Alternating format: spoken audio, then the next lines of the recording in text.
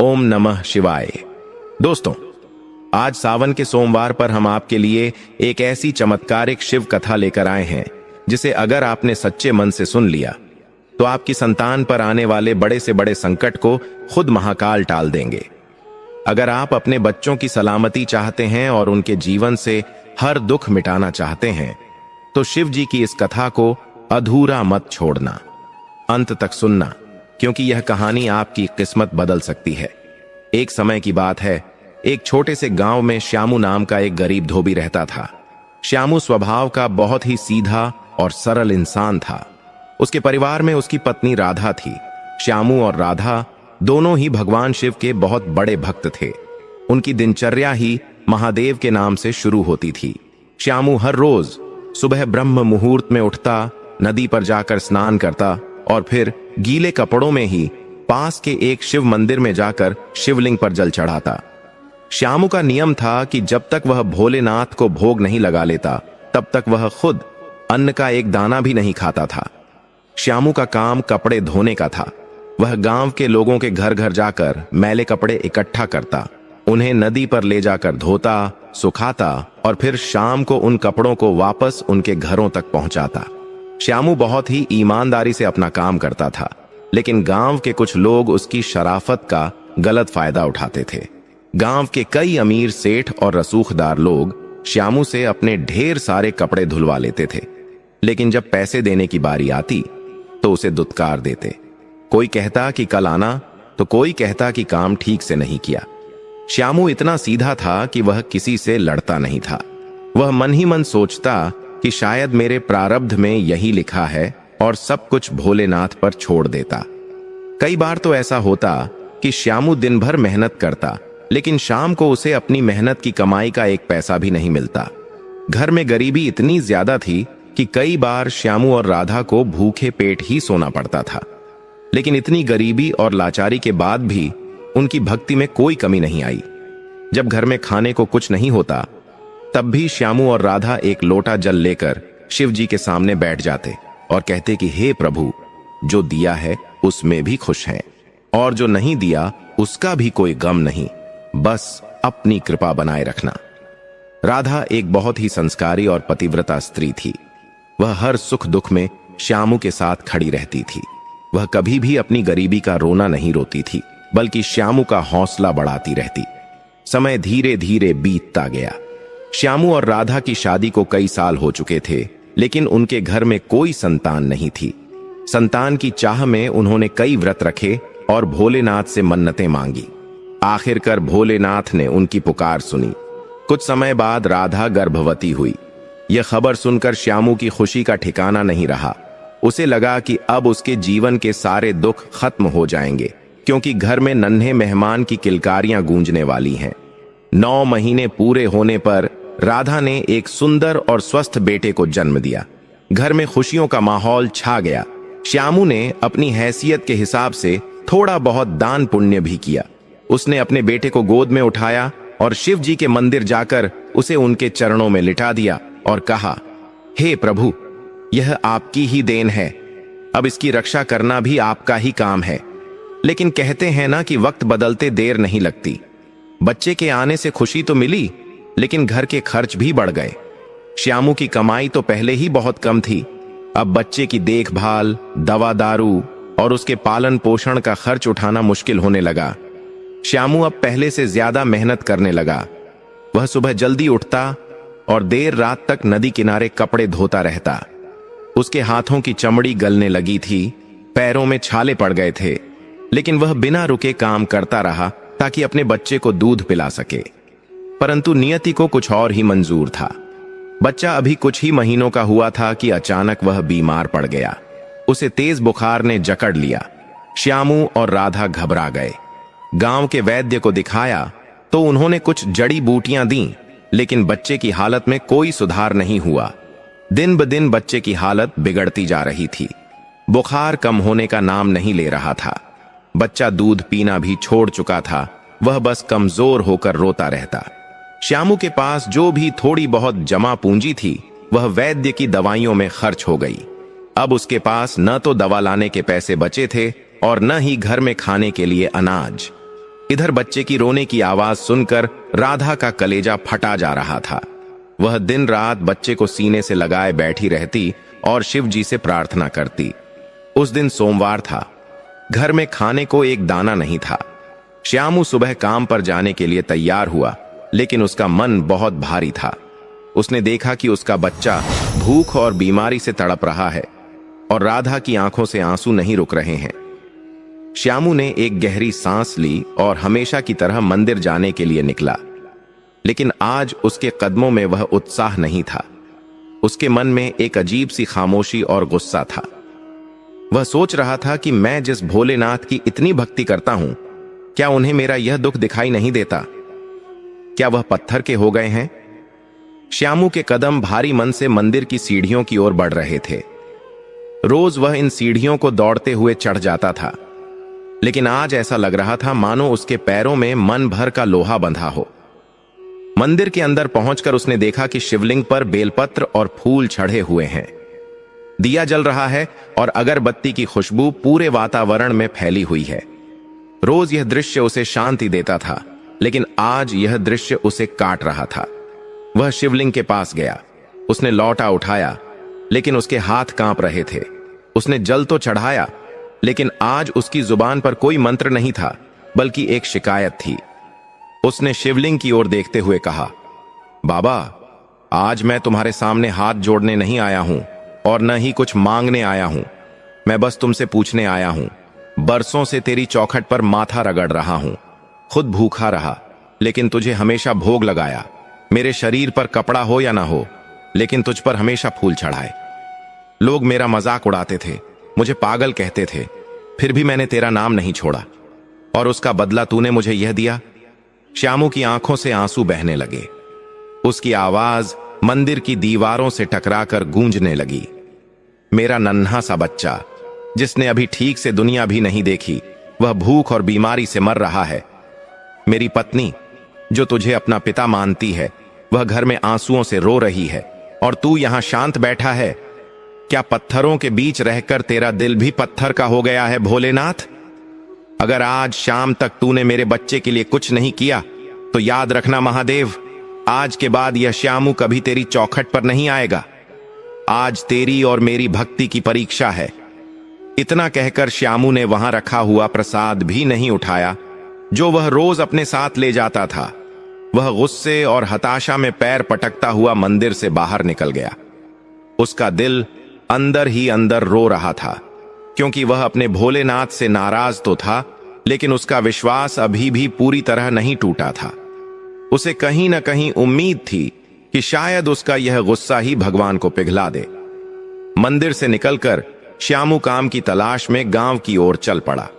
आज उसके पास धोने के लिए कपड़े नहीं थे, क्योंकि पिछले 2 दिनों से वह बच्चे की बीमारी के कारण काम पर नहीं जा पाया था। उसे पैसों की सख्त जरूरत थी। उसे याद आया कि गांव के सबसे अमीर आदमी सेठ धनीराम के यहां उसके पिछले महीने के कुछ पैसे बाकी थे। सेठ धनीराम बहुत ही कंजूस और घमंडी किस्म का इंसान था, लेकिन श्यामू के पास और कोई रास्ता नहीं था। उसने सोचा कि अगर सेठ जी पिछले काम के पैसे दे दें, तो बच्चे के लिए दूध और कुछ दवा आ जाएगी। श्यामू तेज कदमों से चलता हुआ सेठ धनीराम की हवेली पर पहुंचा। हवेली के बाहर पहरेदार खड़े थे, लेकिन वे श्यामू को जानते थे, इसलिए उन्होंने उसे अंदर जाने दिया। श्यामू जब अंदर पहुंचा तो देखा कि सेठ धनीराम अपनी गद्दी पर बैठा मुनीम से हिसाब किताब करवा रहा था। श्यामू ने डरते डरते आवाज लगाई, सेठ जी, राम राम। सेठ ने चश्मा नीचे करके देखा और मुंह बनाकर बोला, अरे श्यामू, तू यहां क्या कर रहा है? 2 दिन से तो तू गायब है। मेरे कपड़े कौन धोएगा? तेरे भरोसे रहा तो मैं नंगा ही रह जाऊंगा। श्यामू ने हाथ जोड़कर कहा, मालिक, मेरा बच्चा बहुत बीमार है, वह मरने की हालत में है। घर में खाने को कुछ नहीं है। मैं काम पर जरूर आऊंगा, बस आप मेरे पिछले महीने के जो 20 रुपए बाकी हैं वो दे देते तो बड़ी कृपा होती। मेरे बच्चे की जान बच जाएगी मालिक। सेठ धनीराम ने यह सुना तो उसका चेहरा लाल हो गया। वह चिल्लाकर बोला, अरे वाह, काम किया नहीं और पैसे मांगने पहले आ गया। पिछले महीने तूने मेरे रेशमी कुर्ते पर दाग लगा दिया था, उसका हर्जाना कौन भरेगा? वो 20 रुपये तो उसी में कट गए, और ऊपर से तूने 2 दिन नागा किया है, उसका दंड अलग लगेगा। भाग यहां से, कोई पैसा नहीं है मेरे पास। श्यामू सेठ के पैरों में गिर पड़ा। उसने गिड़गिड़ाते हुए कहा, मालिक, ऐसा अनर्थ मत करो। मेरे बच्चे की सांसें अटकी हुई हैं। आप उस कुर्ते के पैसे बाद में काट लेना, अभी कुछ तो दे दो। मैं जिंदगी भर आपकी गुलामी करूंगा, लेकिन मेरे बच्चे को बचा लो। लेकिन पत्थर दिल सेठ पर श्यामू के आंसुओं का कोई असर नहीं हुआ। उसने अपने नौकरों को आवाज दी और कहा, इस भिखारी को धक्के मारकर बाहर निकालो। सुबह सुबह मूड खराब कर दिया। नौकरों ने श्यामू को पकड़कर हवेली के बाहर सड़क पर फेंक दिया। श्यामू धूल में गिर पड़ा। उसके घुटने छिल गए, लेकिन शरीर के दर्द से ज्यादा उसे अपने अपमान और लाचारी का दर्द हो रहा था। वह सड़क पर पड़ा पड़ा रोता रहा। आसमान की तरफ देखकर वह फिर चीखा, देख लिया भोलेनाथ, देख ली दुनिया की रीत। गरीबों के लिए इस दुनिया में कोई जगह नहीं है। क्या यही तेरा न्याय है? श्यामू लड़खड़ाते हुए खड़ा हुआ। दोपहर हो चुकी थी। सूरज सिर पर था और धूप बहुत तेज थी। श्यामू भूखा प्यासा था। कमजोरी के कारण उसकी आंखों के सामने अंधेरा छा रहा था, लेकिन उसे घर जाने की हिम्मत नहीं हो रही थी। वह किस मुंह से राधा के पास जाए? वह उसे क्या बताएगा कि वह खाली हाथ आया है? चलते चलते श्यामू की नजर एक हलवाई की दुकान पर पड़ी। कढ़ाई में ताजी जलेबियां और समोसे तल रहे थे। खुशबू उड़कर श्यामू की नाक तक पहुंची तो उसकी भूख और भड़क गई। लेकिन उसने अपनी जेब टटोली। जब वह अपनी टूटी फूटी झोपड़ी के पास पहुंचा तो उसे अंदर से राधा के रोने की आवाज सुनाई दी। श्यामू का कलेजा मुंह को आ गया। उसे लगा कि कहीं अनर्थ तो नहीं हो गया। क्या उसका बच्चा उसे छोड़कर चला गया? वह दौड़ता हुआ अंदर गया। देखा तो राधा बच्चे को गोद में लिए बैठी थी और बच्चा बेसुध पड़ा था। उसकी सांसें बहुत धीमी चल रही थीं, मानो दिया बुझने ही वाला हो। राधा ने श्यामू को खाली हाथ देखा तो वह समझ गई। उसने कुछ पूछा नहीं, बस उसकी आंखों से आंसू बहते रहे। श्यामू बच्चे के पास बैठ गया। उसने बच्चे के माथे पर हाथ रखा। शरीर बुखार से तप रहा था। श्यामू ने टूटी हुई आवाज में कहा, राधा, मुझे माफ कर दे। मैं एक हारा हुआ पिता हूं। मैं अपने बच्चे के लिए कफन का भी इंतजाम नहीं कर सका। राधा ने सिसकते हुए कहा, जी, ऐसा मत बोलिए। भोलेनाथ पर भरोसा रखिए, वो कोई ना कोई रास्ता जरूर निकालेंगे। श्यामू गुस्से में चिल्ला पड़ा, कैसा भरोसा राधा? कौन सा रास्ता? सुबह से शाम हो गई, मैंने हर चौखट पर माथा रगड़ा, लेकिन कहीं से मदद नहीं मिली। तेरा भोलेनाथ भी आज अंधा हो गया है। अगर उसे हमारी चिंता होती तो क्या वह हमें इस हाल में देखता? तभी अचानक बाहर से किसी ने आवाज लगाई, कोई है घर में? श्यामू और राधा चौंक गए। इस वक्त उनकी गरीब झोपड़ी में कौन आया होगा? श्यामू ने आंसू पोंछे और बाहर निकला। देखा तो एक साधु महात्मा खड़े थे। उनके हाथ में एक कमंडल और गले में रुद्राक्ष की माला थी। चेहरे पर एक अजीब सा तेज था। साधु ने श्यामू को देखकर मुस्कुराते हुए कहा, बेटा, बहुत प्यास लगी है, क्या एक लोटा जल मिल सकता है? श्यामू का मन तो पहले ही खट्टा था। उसने सोचा कि खुद के पीने को पानी नहीं है और यह साधु पानी मांगने आ गया, लेकिन संस्कार उसे रोक रहे थे। उसने सोचा कि शायद यह कोई आखिरी परीक्षा हो। उसने हाथ जोड़कर कहा, महाराज, घर में विपदा है, मन अशांत है, लेकिन आप द्वार पर आए हैं तो खाली हाथ नहीं जाने दूंगा। बैठिए, मैं जल लाता हूं। श्यामू अंदर गया और मटके से पानी निकालकर लाया। साधु ने पानी पिया और श्यामू के चेहरे को गौर से देखा। फिर बोले, बेटा, तेरे चेहरे पर बहुत गहरा दुख दिखाई दे रहा है। क्या बात है? महादेव के भक्त होकर भी इतना उदास क्यों हो? साधु की आवाज में इतनी करुणा थी कि श्यामू का बांध टूट गया। वह साधु के चरणों में गिर पड़ा और रोते रोते अपनी सारी व्यथा सुना दी। उसने बताया कि कैसे उसका बच्चा मर रहा है और उसके पास इलाज के लिए फूटी कोड़ी नहीं है, कैसे सेठ ने उसे धक्के मारकर निकाल दिया और कैसे आज उसका विश्वास भगवान से डगमगा गया है। साधु ने श्यामू के सिर पर हाथ फेरा और कहा, बेटा, धीरज रख। दुख की रात चाहे कितनी भी काली क्यों न हो, सवेरा जरूर होता है। और रही बात भोलेनाथ की, तो याद रखना, जब सारे दरवाजे बंद हो जाते हैं तब उनका दरवाजा खुलता है। तेरा इम्तिहान पूरा हो चुका है, अब तू एक काम कर। श्यामू ने आंसू भरी आंखों से पूछा, क्या करूं महाराज? मैं कुछ भी करने को तैयार हूं। साधु ने अपनी झोली में हाथ डाला और वहां से एक सूखी हुई जड़ी और थोड़ी सी भभूत निकाली। उन्होंने उसे श्यामू के हाथ पर रखते हुए कहा, बेटा, यह साधारण भभूत नहीं है, यह महाकाल के चरणों की धूल है। तू अभी अंदर जा, इस जड़ी को पत्थर पर घिस और इस भभूत में मिलाकर पानी के साथ अपने बच्चे को पिला दे। और हां, पिलाते समय अपने मन में उस भोलेनाथ का ध्यान करना जिसे तूने आज मंदिर में कोसा था। अगर तेरा विश्वास सच्चा है तो तेरा बच्चा अभी इसी वक्त आंखें खोल देगा। श्यामू के हाथों में वह जड़ी और भभूत थी, लेकिन उसका मन अभी भी पूरी तरह से मान नहीं रहा था। उसे लग रहा था कि जहां बड़े बड़े वैद्यों की दवा काम नहीं आई, वहां यह छुटकी भर राख क्या कमाल करेगी। लेकिन मरता क्या न करता, उसके पास इसके अलावा कोई और चारा भी नहीं था। उसने साधु के चरण छुए और कहा, महाराज, अगर मेरे बच्चे की जान बच गई तो मैं जीवन भर आपका आर्णी रहूंगा। साधु मुस्कुराए और बोले, रानी मेरा नहीं, उस नीलकंठ का होना जिसने तुझे यह राह दिखाई है। जा, अब देर मत कर। श्यामू मुट्ठी भींचकर तेजी से अपनी झोपड़ी के अंदर भागा। अंदर का दृश्य देखकर उसका दिल दहल गया। बच्चे की सांसें अब इतनी धीमी हो गई थीं कि पता ही नहीं चल रहा था कि वह सांस ले भी रहा है या नहीं। राधा बच्चे के ऊपर झुकी हुई थी और जोर जोर से रो रही थी। उठो बेटा, आंखें खोलो, देखो तुम्हारे पिताजी आ गए हैं। श्यामू ने राधा के कंधे पर हाथ रखा और कहा, राधा, रोना बंद कर, जल्दी से थोड़ा पानी ला और सिलबट्टा तैयार कर। राधा ने श्यामू के हाथ में वह जड़ी और भभूत देखी। उसने सवाल नहीं किया, क्योंकि वह समझ गई थी कि यह शायद आखिरी उम्मीद है।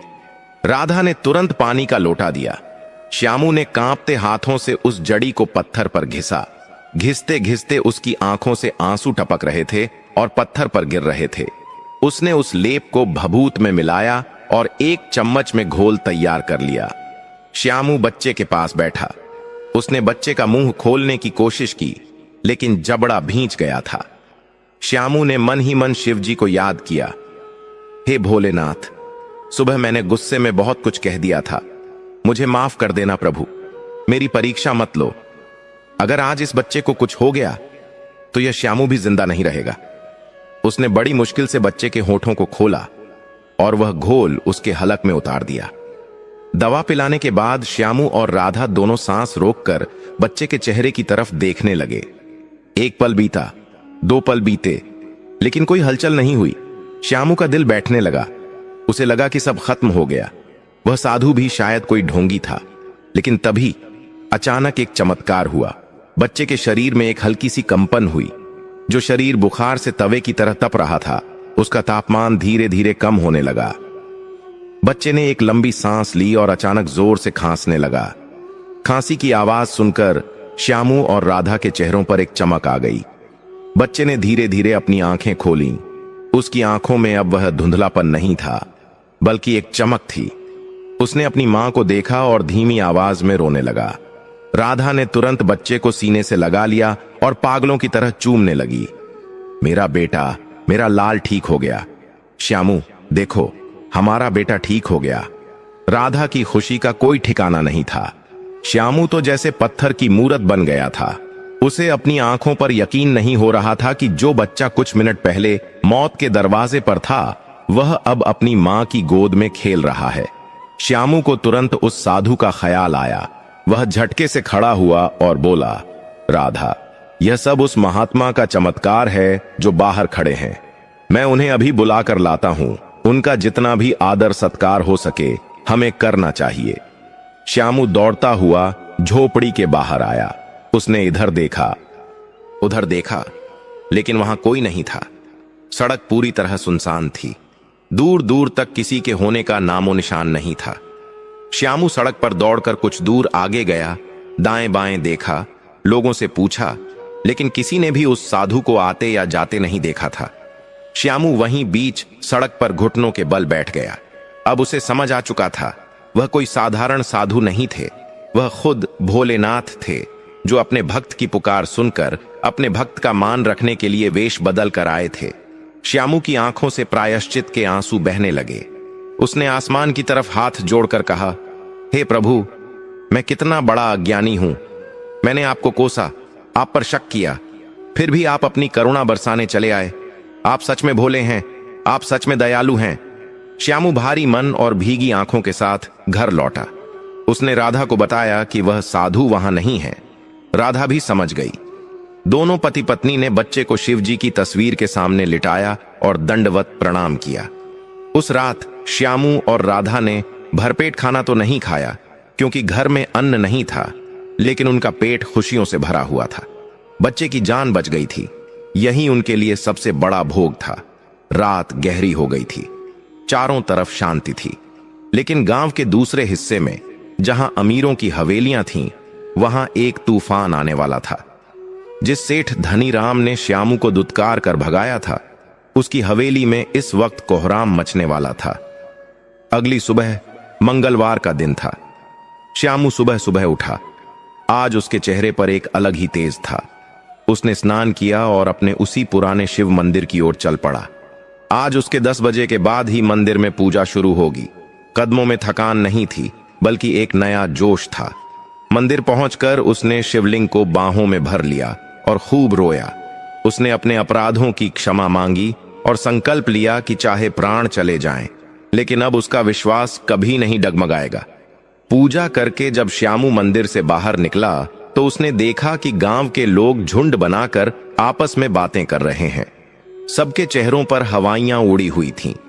श्यामू ने पास जाकर एक आदमी से पूछा, भाई क्या बात है, सब इतने घबराए हुए क्यों हैं? उस आदमी ने कहा, अरे श्यामू, तुझे नहीं पता, कल रात सेठ धनीराम के इकलौते पोते को एक जहरीले सांप ने काट लिया है। पूरा गांव वहां इकट्ठा है। बड़े बड़े डॉक्टर और वैद्य आए हैं, लेकिन कोई भी जहर नहीं उतार पा रहा है। सेठ का पोता बेहोश पड़ा है और डॉक्टर कह रहे हैं कि अब बचना मुश्किल है। यह सुनते ही श्यामू सन्न रह गया। उसे कल की घटना याद आ गई। जब वह सेठ के पास अपने बच्चे की जान की भीख मांगने गया था, तो सेठ ने उसे दुत्कार दिया था। आज वही सेठ उसी स्थिति में खड़ा था।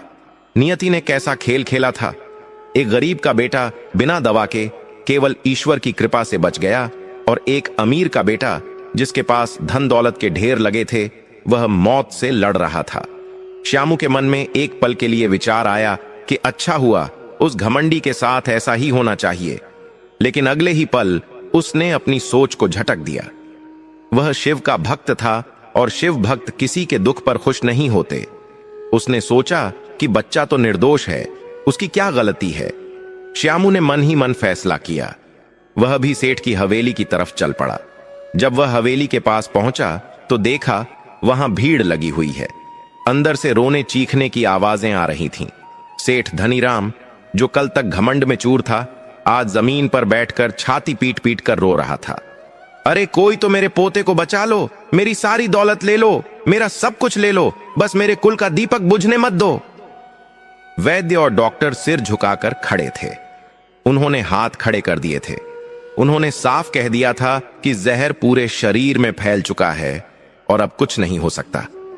सेठ की पत्नी और बहू बेहोश हो रही थीं। श्यामू भीड़ को चीरता हुआ आगे बढ़ा। पहरेदारों ने उसे फिर से रोकने की कोशिश की। अरे ओ धोबी, कहां घुस रहा है? यहां तमाशा चल रहा है क्या? लेकिन इस बार श्यामू की आंखों में एक अलग ही आग थी। उसने पहरेदार का हाथ झटक दिया और गरज कर बोला, हटो सामने से, मुझे सेठ जी से मिलना है। उसकी आवाज में इतनी ताकत थी कि पहरेदार भी सहम गए। श्यामू सीधा सेठ धनीराम के सामने जाकर खड़ा हो गया। सेठ ने अपनी लाल सूजी हुई आंखों से श्यामू को देखा। उसने श्यामू को पहचाना तो नहीं, क्योंकि दुख में उसे कुछ होश नहीं था, लेकिन श्यामू ने कहा, सेठ जी, रोने से कुछ नहीं होगा। अगर आप अपने पोते को बचाना चाहते हैं तो एक उपाय है। सेठ धनीराम झटके से खड़ा हुआ। उसने श्यामू के दोनों हाथ पकड़ लिए और बोला, तू जो कहेगा मैं वो करूंगा। तू बस मेरे बच्चे को बचा ले। बता क्या उपाय है, किस डॉक्टर को बुलाना है, कितना पैसा लगेगा? श्यामू ने शांत भाव से कहा, पैसा नहीं लगेगा सेठ जी, और न ही कोई डॉक्टर इसे बचा पाएगा। इसे सिर्फ एक ही शक्ति बचा सकती है। सेठ ने बेताबी से पूछा, कौन सी शक्ति? बता मुझे। श्यामू ने कहा, महाकाल की शक्ति, लेकिन उसके लिए आपको एक परीक्षा देनी होगी। क्या आप अपने अहंकार को त्याग कर वह कर पाएंगे जो मैं कहूंगा? सेठ ने कहा, मैं सब कुछ करने को तैयार हूं, तू बता तो सही। श्यामू ने अपनी जेब से वही भभूत की पुड़िया निकाली जो साधु ने उसे दी थी। उसमें अभी भी थोड़ी सी भभूत बची हुई थी। श्यामू ने कहा, यह भभूत साक्षात शिव का प्रसाद है। श्यामू की बात सुनकर सेठ धनीराम एक पल के लिए सन्न रह गया। उसकी आंखों में अपने पोते को खोने का डर साफ दिखाई दे रहा था, लेकिन बरसों से जो अहंकार उसके मन में जमा था वह उसे अभी भी रोक रहा था। श्यामू ने उसकी आंखों में देखा और कड़े शब्दों में कहा, सेठ जी, यह भभूत महाकाल का प्रसाद है। यह पवित्रता और समर्पण मांगती है। आप धन से दुनिया की हर चीज खरीद सकते हैं, बड़े से बड़े डॉक्टर को बुला सकते हैं, लेकिन जीवन और मृत्यु का सौदा नहीं कर सकते। वह डोर तो ऊपर वाले के हाथ में है। सेठ ने कांपते हुए पूछा, मुझे क्या करना होगा श्यामू? पहेलियां मत बुझा, जल्दी बता। देख, मेरे बच्चे की सांसें उखड़ रही हैं, उसका शरीर नीला पड़ता जा रहा है। श्यामू ने गहरी सांस ली और कहा, आपको अभी इसी वक्त इस भरी सभा में अपने नौकरों और गांव वालों के सामने अपनी पगड़ी उतारकर जमीन पर रखनी होगी और सच्चे मन से यह स्वीकार करना होगा कि धन दौलत सिर्फ माया है, असली शक्ति ईश्वर की है। आपको वचन देना होगा कि आज के बाद आप किसी भी गरीब को अपनी चौखट से धक्के मारकर नहीं भगाएंगे, किसी लाचार का अपमान नहीं करेंगे।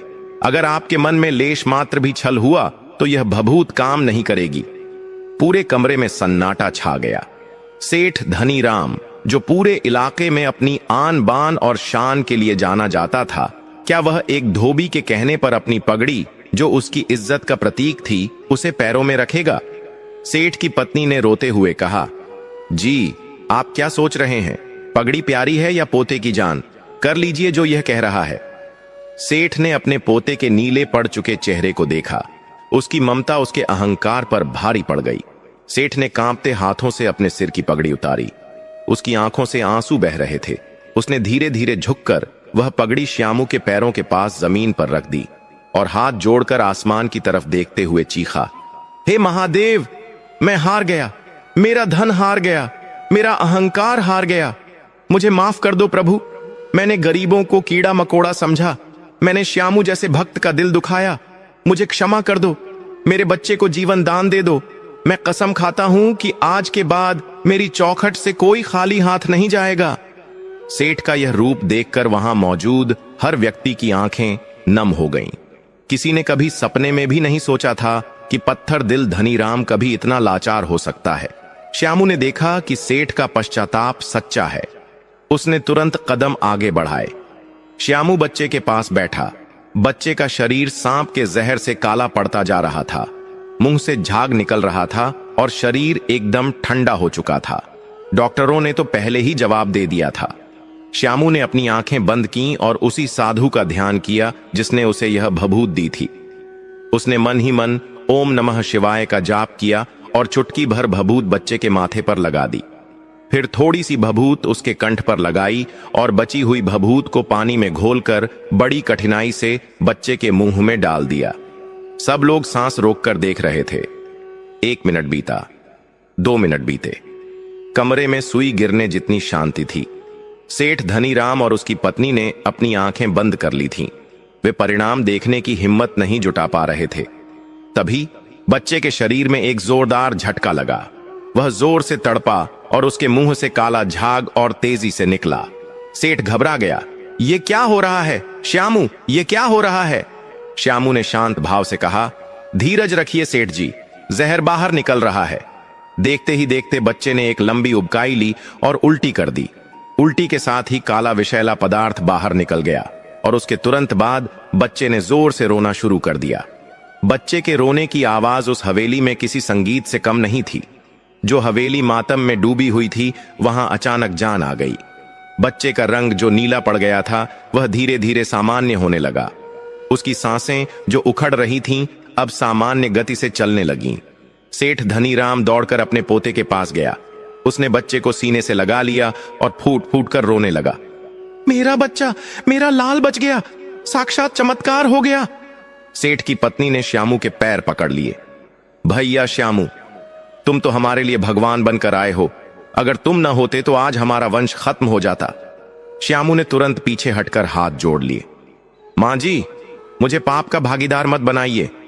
मैं तो एक तुच्छ धोबी हूं। ये सब तो मेरे भोलेनाथ की कृपा है। ये उसी साधु का आशीर्वाद है जो कल मेरे घर आए थे।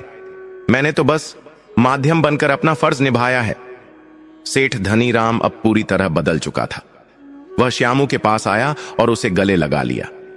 वह सेठ जो श्यामू के कपड़े छू जाने पर नहाने जाता था, आज उसी श्यामू को गले लगाकर रो रहा था। उसने कहा, श्यामू, मुझे माफ कर दे भाई। मैंने कल तुझे धक्के मारकर भगाया था। तेरे 20 रुपए के लिए तुझे जलील किया था और आज तूने ही मेरे घर का चिराग बचाया है। तू मुझसे जो चाहे मांग ले। आज मेरी पूरी दौलत तेरे कदमों में है। श्यामू ने मुस्कुराते हुए कहा, सेठ जी, मुझे आपकी दौलत नहीं चाहिए।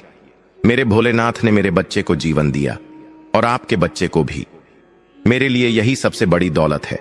बस आप अपना वचन याद रखिएगा।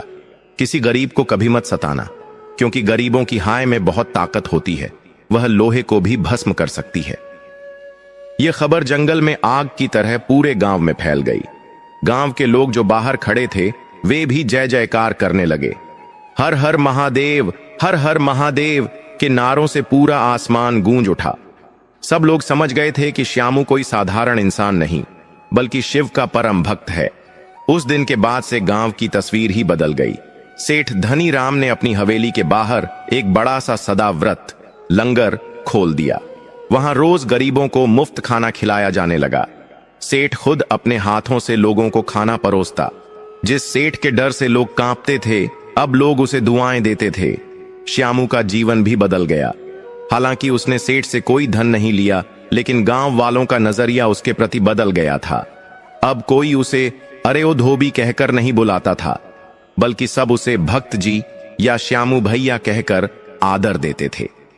जो लोग उसके पैसे मार लेते थे, वे अब खुद घर आकर उसके पैसे दे जाते थे और साथ में शगुन भी देते थे।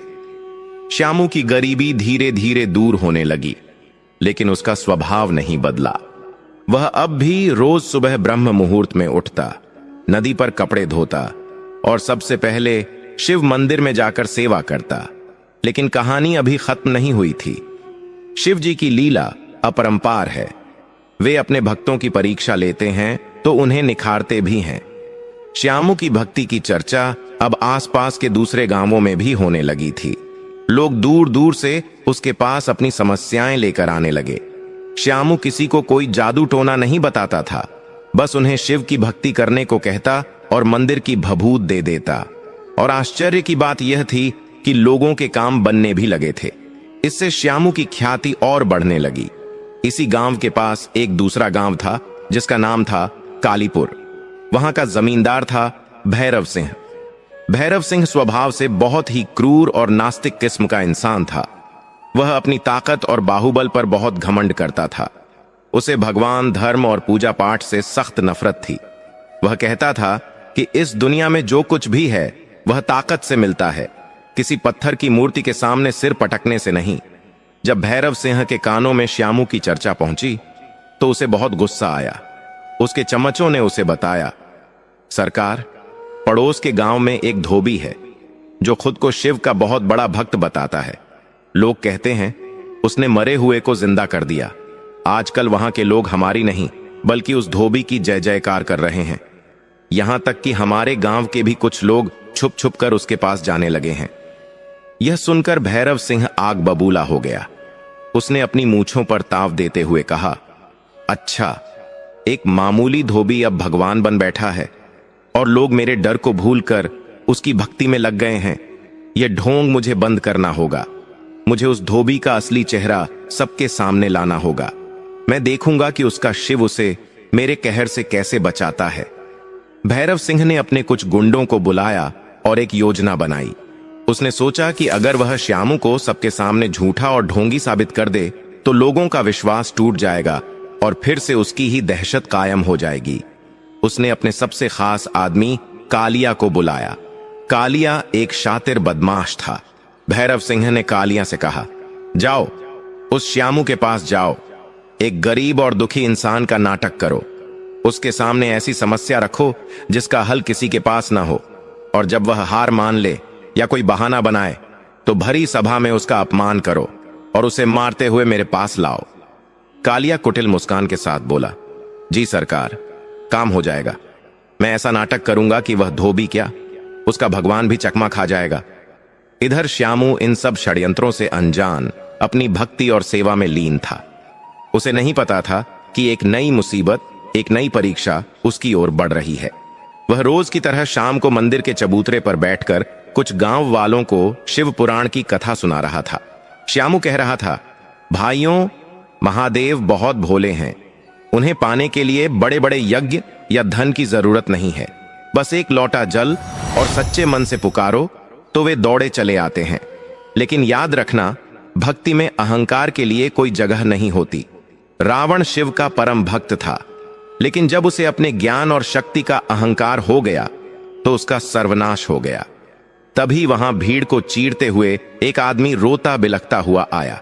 उसके कपड़े फटे हुए थे, बाल बिखरे हुए थे और शरीर पर जगह जगह मिट्टी लगी थी। ये वही कालिया था जो भैरव सिंह के कहने पर आया था। उसने आते ही श्यामू के पैरों में अपना सिर पटक दिया और जोर जोर से रोने लगा। बचा लो भक्त जी, मुझे बचा लो, मैं बहुत दुखी हूं, मुझ पर बहुत बड़ी विपत्ति आ पड़ी है। श्यामू ने तुरंत उसे उठाया और पानी पिलाया। शांत हो जाओ भाई, क्या हुआ? कौन हो तुम और किस विपत्ति की बात कर रहे हो? डरो मत, भोलेनाथ सब ठीक करेंगे।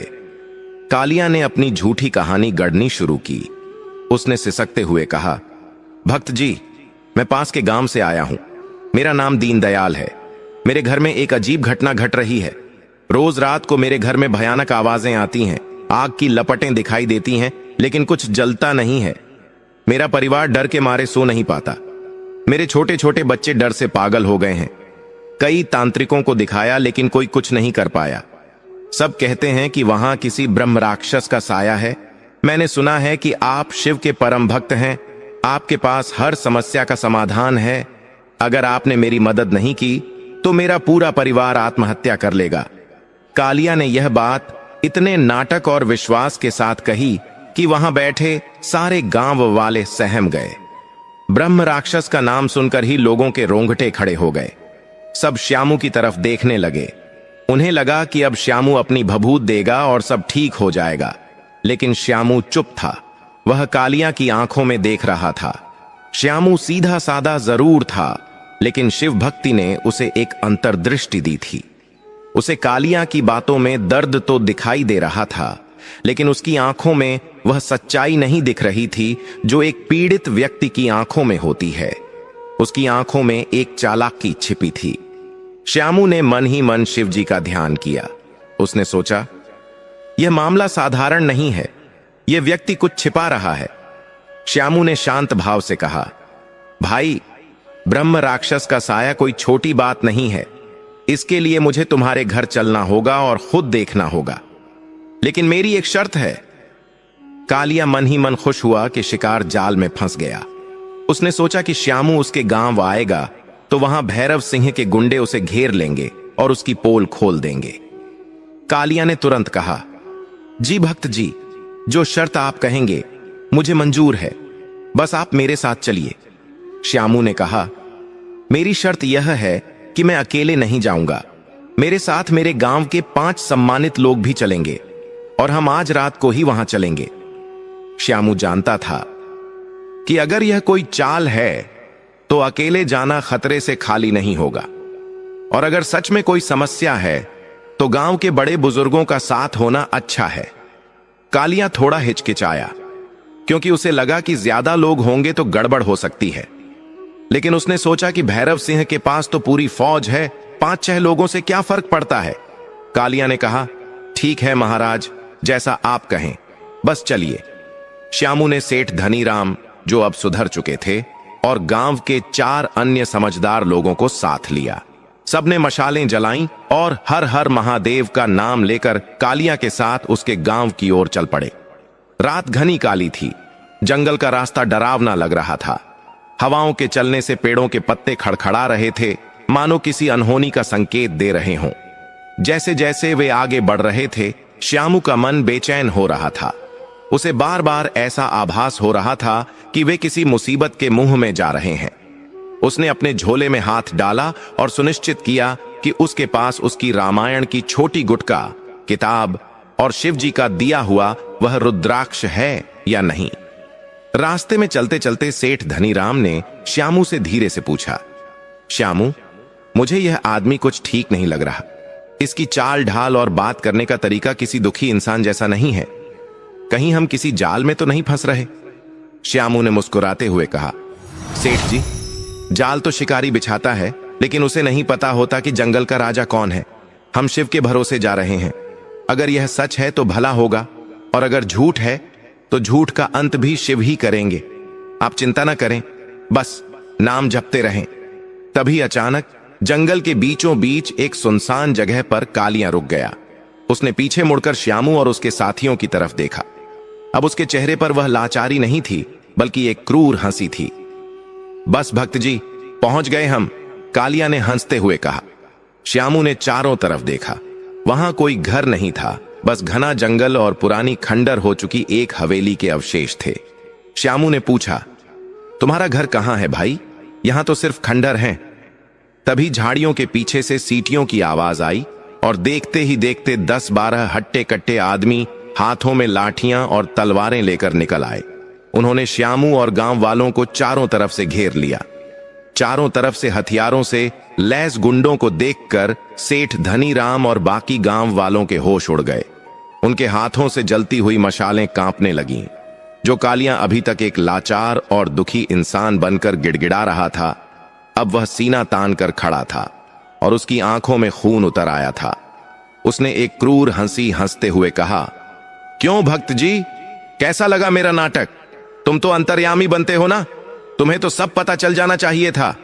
अरे यहां कोई ब्रह्म राक्षस नहीं है, यहां तो बस हम हैं, भैरव सिंह के वफादार सिपाही, और आज तुम्हारी भक्ति का असली इम्तिहान यहीं होगा। श्यामू ने चारों तरफ देखा। उसके चेहरे पर डर की एक लकीर भी नहीं थी। वह शांत खड़ा था, जैसे कोई पर्वत आंधी में भी अटल रहता है। उसने कालिया की आंखों में देखते हुए कहा, भाई, तुमने झूठ का सहारा लिया, छल किया। तुमने भोलेनाथ के नाम का इस्तेमाल करके मुझे यहां बुलाया। याद रखना, छल का फल कभी मीठा नहीं होता। तुम मुझे मार सकते हो, मेरे शरीर को मिटा सकते हो, लेकिन मेरी भक्ति को नहीं मार सकते। तभी उन गुंडों के घेरे के पीछे से एक भारी और कड़क आवाज गूंजी, भक्ति? हां हां हां, मूर्ख धोबी, आज मैं देखूंगा कि तेरी भक्ति में कितनी ताकत है। झाड़ियों के पीछे से एक घोड़ा निकला, जिस पर एक विशालकाय आदमी बैठा था। उसकी बड़ी बड़ी लाल आंखें, बड़ी मूछें और गले में सोने की मोटी चेन थी। यह वही जालिम जमींदार भैरव सिंह था। वह घोड़े से नीचे उतरा और धीरे धीरे चलता हुआ श्यामू के करीब आया। उसके हाथ में एक मोटा कोड़ा चाबुक था, जिसे वह जमीन पर पटक रहा था। भैरव सिंह ने श्यामू को ऊपर से नीचे तक घूर कर देखा और हिकारत से बोला, तो तू है वह चमत्कारी बाबा जिसके नाम के डंके आजकल पूरे इलाके में बज रहे हैं? सुना है तू मरे हुए को जिंदा कर देता है, सुना है तू सांप का जहर उतार देता है। आज मैं तेरे शरीर से जान निकालूंगा, देखता हूं कौन सा महादेव तुझे बचाने आता है। सेठ धनीराम, जो अब तक चुप थे, हिम्मत करके आगे आए। उन्होंने कहा, ठाकुर साहब, आप यह क्या कर रहे हैं? यह श्यामू एक बहुत ही नेक इंसान है, इसने किसी का क्या बिगाड़ा है? और हम सब तो आपकी रियासत के इज्जतदार लोग हैं। हमें इस तरह जंगल में घेरना आपको शोभा नहीं देता। जाने दीजिए हमें। भैरव सिंह ने जोर से एक थप्पड़ सेठ धनीराम के गाल पर रसीद कर दिया। सेठ जी लड़खड़ा कर गिर पड़े। भैरव सिंह गर्जा, जुबान लड़ाता है मुझसे? तू होगा अपनी हवेली का सेठ, लेकिन यहां जंगल का कानून चलता है और जंगल का राजा मैं हूं। तुम सब लोग उस धोबी के बहकावे में आकर अंधविश्वासी हो गए हो। आज मैं तुम सबका नशा उतार दूंगा। उसने अपने आदमियों को आदेश दिया, इन सबको पकड़ लो और उस पुराने बरगद के पेड़ से बांध दो। आज इनके सामने ही इस ढोंगी भक्त की चमड़ी उधेड़ी जाएगी। गुंडों ने तुरंत हमला बोल दिया। गांव के 4 लोग और सेठ धनीराम ने थोड़ा बहुत विरोध किया, लेकिन हथियारबंद गुंडों के सामने उनकी एक न चली। देखते ही देखते उन 5 को और श्यामू को रस्सियों से जकड़कर अलग अलग पेड़ों से बांध दिया गया। श्यामू को बीच वाले पेड़ से बांधा गया ताकि सब उसे देख सकें। रस्सियां इतनी कसकर बांधी गई थीं कि उनकी कलाई की खाल छिल रही थी। सेठ धनीराम और बाकी लोग डर के मारे कांप रहे थे। उन्हें अपनी मौत सामने दिखाई दे रही थी, लेकिन श्यामू की आंखें अब भी बंद थीं और उसके होंठ धीरे धीरे हिल रहे थे। ओम नमः शिवाय, ओम नमः शिवाय। भैरव सिंह श्यामू के पास आया। उसने श्यामू के गले में पड़ी रुद्राक्ष की माला को अपनी तलवार की नोक से उठाया और बोला, बस यही है तेरी ताकत, ये लकड़ी के मनके? अगर मैं इसे काट दूं तो क्या तेरा भगवान मुझे भस्म कर देगा?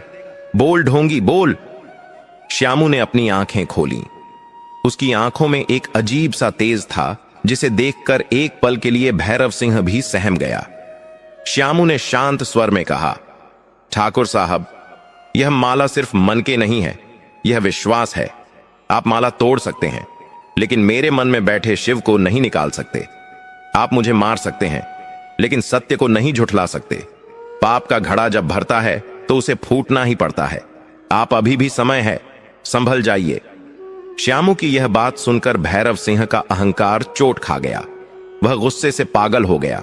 उसने चिल्लाकर कहा, पाप और पुण्य का पाठ पढ़ाता है मुझे, अभी बताता हूं तुझे। भैरव सिंह ने अपना कोड़ा हवा में लहराया और पूरी ताकत से श्यामू की पीठ पर दे मारा। सटाक की आवाज सन्नाटे में गूंज उठी। श्यामू का शरीर कांप गया, लेकिन उसके मुंह से चीख नहीं निकली, बस शिव का नाम निकला। भैरव सिंह ने दूसरा कोड़ा मारा, फिर तीसरा, फिर चौथा।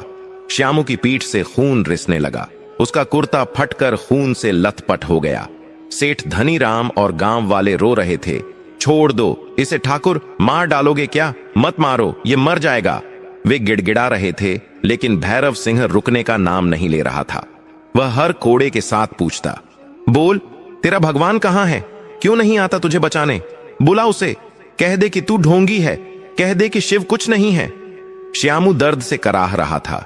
उसका शरीर जवाब दे रहा था, लेकिन उसकी आत्मा अडिग थी।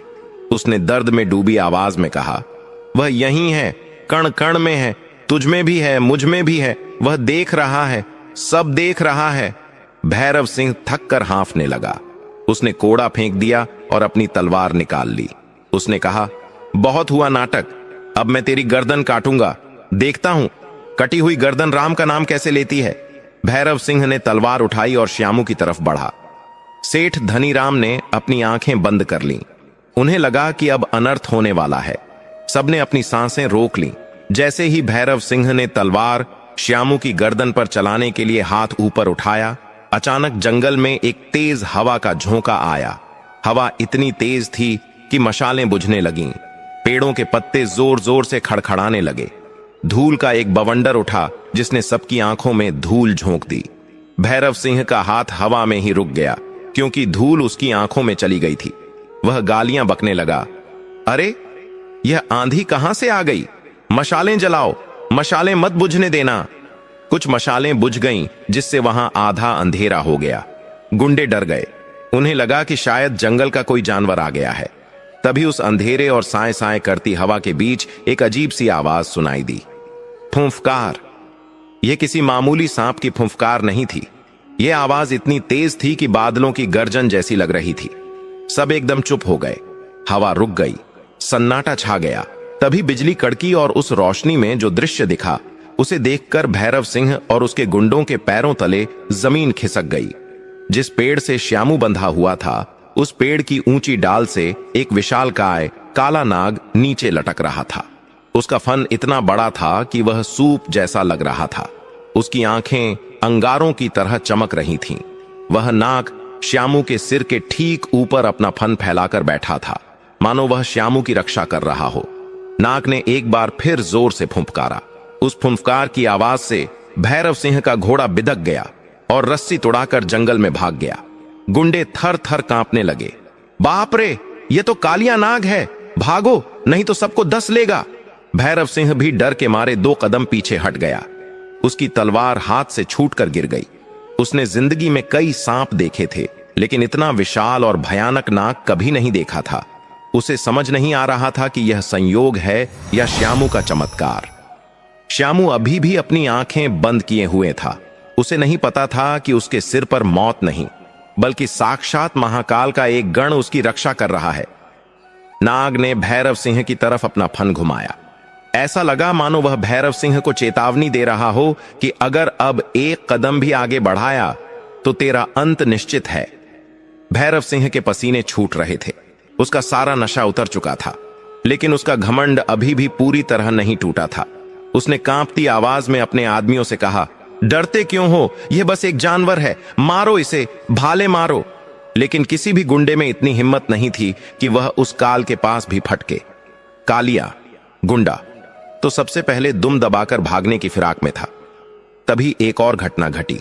जंगल के अंदर से, जहां घना अंधेरा था, वहां से कई सारी चमकती हुई आंखें दिखाई देने लगीं। एक दो नहीं, बल्कि दर्जनों। धीरे धीरे वे आंखें रोशनी में आईं। वे जंगल के भेड़िए और तेंदुए थे। अजीब बात यह थी कि वे श्यामू पर हमला करने नहीं आए थे, बल्कि वे उस घेरे के बाहर आकर खड़े हो गए, जैसे कि वे भैरव सिंह और उसके आदमियों का रास्ता रोक रहे हों। प्रकृति ने जैसे श्यामू की रक्षा का जिम्मा ले लिया था। ऊपर नाग देवता और नीचे जंगल के खूंखार जानवर। अब भैरव सिंह और उसके गुंडे खुद शिकार बन चुके थे। वे बीच में फंसे थे।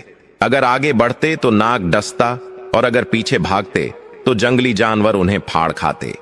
सेठ धनीराम और गांव वाले भी यह दृश्य देखकर हैरान थे, लेकिन उन्हें डर नहीं लग रहा था। उन्हें महसूस हो गया था कि यह सब श्यामू की भक्ति का प्रताप है। उन्होंने भी जोर जोर से हर हर महादेव का नारा लगाना शुरू कर दिया। हर हर महादेव, हर हर महादेव। जंगल इस जय घोष से गूंज उठा। भैरव सिंह बुरी तरह घबरा गया। उसे अपनी मौत सामने नाचती हुई दिख रही थी। वह समझ गया कि उसने बहुत बड़ी गलती कर दी है। उसने जिस शक्ति को चुनौती दी थी, वह शक्ति आज अपना रौद्र रूप दिखा रही थी। श्यामू ने धीरे धीरे अपनी आंखें खोलीं। उसे दर्द हो रहा था, लेकिन जब उसने अपने सिर के ऊपर नागराज की छाया देखी और सामने डरे हुए भैरव सिंह को देखा, तो उसने हाथ जोड़ लिए। उसने नागराज को प्रणाम किया। अजीब बात यह थी कि जैसे ही श्यामू ने प्रणाम किया, नागराज ने अपना फन थोड़ा झुका लिया, जैसे वह भी अपने भक्त को आशीर्वाद दे रहा हो। श्यामू ने भैरव सिंह से कहा, ठाकुर साहब, मैंने कहा था ना, वह कण कण में है। आपने मुझ पर वार किया, मैंने सह लिया, लेकिन जब भक्त पर आंच आती है तो भगवान खुद अपनी सेना भेजते हैं। अब आप ही बताइए, आपकी तलवार बड़ी है या महाकाल का त्रिशूल? भैरव सिंह घुटनों के बल गिर पड़ा। उसका सारा अहंकार मिट्टी में मिल गया था। वह जान की भीख मांगने लगा। मुझे माफ कर दे श्यामू, मुझे माफ कर दे। मैं अज्ञानी था, मैं अंधा था। मुझे नहीं पता था कि तू इतना पहुंचा हुआ संत है। अपने इन जानवरों को रोक ले, इस नाग को हटा ले, नहीं तो हम सब मारे जाएंगे। मैं वचन देता हूं, आज के बाद मैं कभी अधर्म नहीं करूंगा। श्यामू तो दया का सागर था। उसे अपने दुश्मन पर भी दया आ गई। उसने भोलेनाथ से प्रार्थना की, हे प्रभु, अगर यह व्यक्ति अपनी गलती मान रहा है तो इसे क्षमा कर दें, इसे जीवन दान दें ताकि यह सुधर सके। हिंसा तो वीरों का आभूषण नहीं है प्रभु, क्षमा ही असली शक्ति है। श्यामू की प्रार्थना का असर हुआ। धीरे धीरे वह विशाल नाग पेड़ से नीचे उतरा और जंगल की झाड़ियों में विलीन हो गया। जो जंगली जानवर घेरा बनाकर खड़े थे, वे भी एक एक करके अंधेरे में गायब हो गए। हवा शांत हो गई। गुंडों की जान में जान आई। उन्होंने तुरंत श्यामू और बाकी लोगों की रस्सियां खोल दी। वे सब श्यामू के पैरों में गिरकर माफी मांगने लगे। भैरव सिंह, जो कभी किसी के सामने नहीं झुकता था, आज श्यामू के चरणों में पड़ा रो रहा था। श्यामू ने भैरव सिंह को उठाया और कहा, उठिए ठाकुर साहब, झुकना है तो उस नीलकंठ के सामने झुकिए जिसने हम सबको बनाया है। मैं तो बस एक निमित्त हूं। आज आपने देख लिया कि बुराई चाहे कितनी भी ताकतवर क्यों ना हो, सच्चाई के सामने वह टिक नहीं सकती। भैरव सिंह ने अपने गले की सोने की चेन उतारकर श्यामू को देने की कोशिश की, लेकिन श्यामू ने मना कर दिया। उसने कहा, मुझे सोना नहीं चाहिए ठाकुर साहब। अगर आप सच में प्रायश्चित करना चाहते हैं तो इस जंगल के रास्ते में एक धर्मशाला बनवा दीजिए, ताकि आने जाने वाले यात्रियों को और साधु संतों को रहने की जगह मिल सके। और कसम खाइए कि अपनी ताकत का इस्तेमाल कभी किसी गरीब को सताने में नहीं करेंगे। भैरव सिंह ने श्यामू के हाथ पर हाथ रखकर कसम खाई। उस रात जंगल में एक नई सुबह का आगाज हुआ था। एक क्रूर राक्षस इंसान बन गया था। श्यामू और गांव वाले जब वापस अपने गांव लौटे तो सुबह हो चुकी थी। गांव वालों ने जब यह चमत्कारिक किस्सा सुना तो श्यामू का घर लोगों की भीड़ से भर गया। अब श्यामू सिर्फ एक भक्त नहीं बल्कि एक महात्मा बन चुका था। लेकिन श्यामू को इस शोहरत से डर लगने लगा था। उसे लगा कि यह भीड़, यह जय जयकार कहीं उसके अहंकार का कारण न बन जाए, कहीं वह अपने असली लक्ष्य शिव प्राप्ति से भटक न जाए। इसलिए श्यामू ने एक कड़ा फैसला लिया। उसने राधा से कहा, राधा, अब हमारा यहां रहना ठीक नहीं है। यह मान सम्मान हमारी भक्ति में बाधा बन रहा है। लोग हमें भगवान मानने लगे हैं, जो कि गलत है। हमें यह गांव छोड़कर कहीं दूर एकांत में जाना होगा, जहां हम शांति से अपने भोलेनाथ का भजन कर सकें। राधा तो श्यामू की छाया थी। उसने बिना कोई सवाल किए हामी भर दी। उन्होंने अपनी छोटी सी पोटली बांधी, अपने बच्चे को गोद में उठाया और रातों रात बिना किसी को बताए वह गांव छोड़कर चले गए। उन्होंने सब कुछ पीछे छोड़ दिया, अपना घर, अपनी पहचान और वह सारी इज्जत शोहरत जो उन्हें मिली थी। वे चलते चलते एक नए राज्य में पहुंचे। यह राज्य था चंदनपुर। यहां का राजा था वीरभद्र। चंदनपुर एक बहुत ही सुंदर और समृद्ध राज्य था, लेकिन वहां एक बहुत बड़ी समस्या थी। वहां पिछले 3 सालों से बारिश की एक बूंद भी नहीं गिरी थी। पूरा राज्य सूखे की चपेट में था। नदियां सूख गई थीं, खेत बंजर हो गए थे और लोग पानी की एक एक बूंद के लिए तरस रहे थे। राजा वीरभद्र बहुत ही नेक और प्रजापालक राजा था। उसने राज्य का खजाना खोल दिया था, जगह जगह कुएं खुदवाए थे, कई यज्ञ करवाए थे, लेकिन इंद्रदेव प्रसन्न नहीं हो रहे थे। ज्योतिषियों ने बताया था कि राज्य पर किसी श्राप का साया है और जब तक कोई सच्चा शिव भक्त जिसने कभी कोई पाप न किया हो आकर महामृत्युंजय का अनुष्ठान नहीं करेगा, तब तक बारिश नहीं होगी। राजा ने पूरे राज्य में ढिंढोरा पिटवाया था कि जो भी इस सूखे को खत्म करेगा उसे मुंह मांगा इनाम दिया जाएगा। लेकिन कई ढोंगी बाबा आए, उन्होंने खूब धन लूटा, पर बारिश नहीं हुई। राजा अब निराश हो चुका था। श्यामू और राधा जब चंदनपुर पहुंचे तो उन्होंने वहां की हालत देखी। लोगों को पानी के लिए लड़ते देख श्यामू का दिल पसीज गया। वे एक पुराने और वीरान शिव मंदिर में रुके जो गांव के बाहर बना हुआ था। मंदिर की हालत बहुत खस्ता थी। शिवलिंग पर धूल जमी थी और वहां कोई पूजा करने वाला नहीं था। श्यामू ने सबसे पहले पास की एक सूख चुकी बावड़ी से, जिसमें बहुत नीचे थोड़ा सा गंदा पानी बचा था, बड़ी मुश्किल से पानी निकाला। उसे कपड़े से छान कर साफ किया और सबसे पहले शिवलिंग को नहलाया। उसने जंगली फूल तोड़े और भगवान को चढ़ाए। उसने मंदिर की सफाई की। उस रात श्यामू वहीं मंदिर में सो गया। सपने में उसे फिर वही साधु दिखाई दिए जो असल में शिव जी थे। साधु ने कहा, श्यामू, तू यहां शांति की तलाश में आया है, लेकिन तेरे कर्म तुझे यहां भी नहीं छोड़ेंगे। इस राज्य के लोग प्यासे मर रहे हैं, तुझे उनकी मदद करनी होगी। श्यामू हड़बड़ाकर उठ बैठा। उसने सोचा, मैं कैसे मदद कर सकता हूं? मैं तो एक साधारण धोबी हूं और यहां तो बारिश की जरूरत है, वह तो भगवान के हाथ में है। अगली सुबह श्यामू अपनी आदत के अनुसार ओम नमः शिवाय का जाप करते हुए मंदिर के बाहर बैठा था। तभी वहां से राजा के कुछ सैनिक गुजरे। वे हताश लग रहे थे क्योंकि वे पास के जंगल में पानी की तलाश में गए थे, लेकिन उन्हें कुछ नहीं मिला था। सैनिकों की नजर श्यामू पर पड़ी। उन्होंने देखा कि एक साधारण सा व्यक्ति जिसके चेहरे पर अद्भुत तेज है, वह एक सूखे हुए पेड़ के नीचे बैठा है। और आश्चर्य की बात यह थी कि उस सूखे पेड़ पर जहां श्यामू बैठा था, वहां एक छोटी सी हरी टहनी फूट आई थी। सैनिकों को अपनी आंखों पर विश्वास नहीं हुआ। सूखा हुआ पेड़ हरा कैसे हो सकता है? सैनिकों ने जब उस सूखे पेड़ पर हरी कोपल फूटते देखी तो वे समझ गए कि यह कोई साधारण व्यक्ति नहीं है। वे तुरंत घोड़े दौड़ाते हुए राजमहल पहुंचे और राजा वीरभद्र को सारी बात बताई। राजा वीरभद्र, जो हर तरफ से निराश हो चुके थे, उनके मन में एक आशा की किरण जगी। वे तुरंत अपने मंत्रियों के साथ नंगे पैर ही उस पुराने शिव मंदिर की ओर चल पड़े। जब राजा वहां पहुंचे तो उन्होंने देखा कि श्यामू आंखें बंद किए शिव ध्यान में लीन था। उसके चेहरे पर इतनी शांति थी कि राजा को वहां पहुंचते ही एक शीतलता का अनुभव हुआ। राजा वीरभद्र ने हाथ जोड़कर श्यामू को प्रणाम किया। आहट सुनकर श्यामू ने आंखें खोलीं। सामने राजा को खड़ा देखकर वह हड़बड़ाकर खड़ा हो गया। अरे महाराज, आप यहां, और वो भी इस तरह जमीन पर? मुझे पाप का भागीदार न बनाएं। राजा ने कहा, नहीं महात्मा, आप ही वह पुण्य आत्मा हैं जिसकी इस धरती को जरूरत है। मैंने देखा है, जिस सूखे पेड़ के नीचे आप बैठे हैं वह हरा हो गया है। यह महादेव का संकेत है। मेरी प्रजा पानी की एक एक बूंद के लिए तरस रही है। बच्चे प्यास से दम तोड़ रहे हैं। हे शिव भक्त, कृपया हमारे लिए प्रार्थना करें, हमें इस सूखे के श्राप से मुक्ति दिलाएं।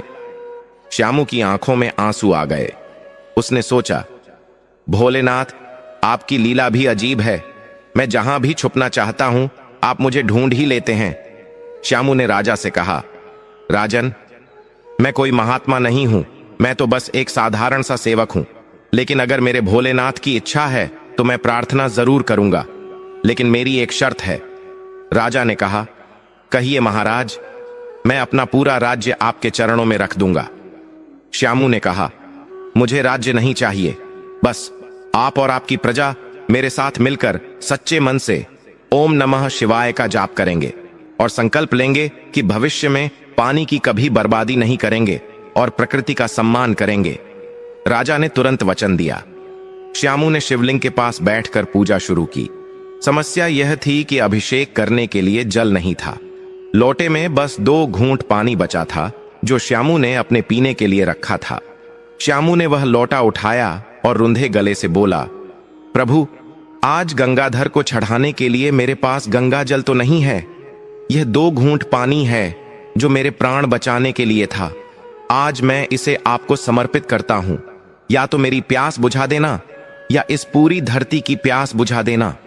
जैसे ही श्यामू ने वह आखिरी 2 घूंट पानी शिवलिंग पर चढ़ाया और उसकी आंखों से 2 बूंद आंसू टपक कर शिवलिंग पर गिरे, अचानक आसमान में गड़गड़ाहट हुई।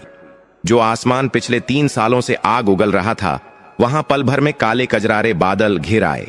ठंडी हवाएं चलने लगीं, मोर नाचने लगे और देखते ही देखते टप टप करके बारिश की बूंदें गिरने लगीं।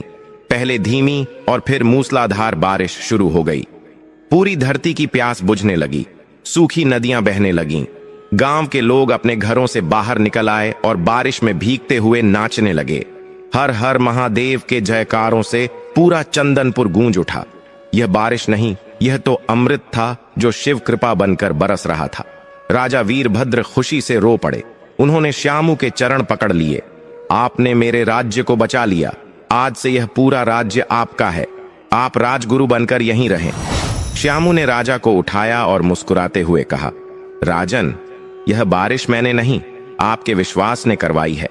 और रही बात राज्य की, तो एक शिव भक्त के लिए पूरी सृष्टि ही उसका घर है। मुझे किसी महल की चाह नहीं है। मेरा काम पूरा हुआ, अब मुझे आज्ञा दें। राजा ने बहुत विनती की, हीरे जवाहरात देने चाहे, लेकिन श्यामू ने कुछ नहीं लिया। बारिश अभी भी हो रही थी। श्यामू ने अपनी पोटली उठाई, राधा और अपने बच्चे को साथ लिया और उस बारिश की धुंध में कहीं ओझल हो गया। किसी को नहीं पता चला कि वह कहां गया। कुछ लोग कहते हैं कि वह आज भी हिमालय की किसी गुफा में बैठकर शिव की भक्ति कर रहा है। लेकिन उस दिन के बाद चंदनपुर में कभी सूखा नहीं पड़ा और वह धोबी श्यामू, जिसने अपनी निस्वार्थ भक्ति से मौत को हराया, घमंड को तोड़ा और प्रकृति को भी झुका दिया, उसकी कहानी आज भी सावन के सोमवार को सुनाई जाती है। तो दोस्तों, अगर आपके जीवन में भी कोई कष्ट है, कोई परेशानी है, तो निराश मत होना। बस सच्चे मन से एक लोटा जल शिव जी को चढ़ाना और ओम नमः शिवाय का जाप करना। महादेव आपके भी सारे कष्ट दूर करेंगे। अगर आपको यह कथा पसंद आई हो तो कमेंट में जय भोलेनाथ जरूर लिखें और वीडियो को लाइक करके पुण्य के भागी बने। ओम नमः शिवाय।